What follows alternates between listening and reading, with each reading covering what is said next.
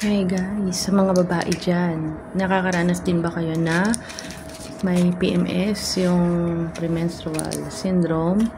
Kasi ako, since student ako, minsan na nakiklinik ako.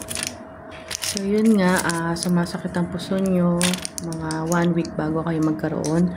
So ito yung gamot na laging nire-reseta ni doc sa akin. Disclaimer lang ha, hindi ako doktor.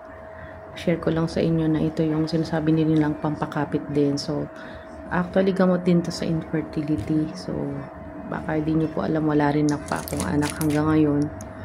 So, yun, iniseta rin sa akin ni doktor para maging normal yung aking menstrual period. So, in my case naman, ito ay pampatanggal ng sakit ng puso.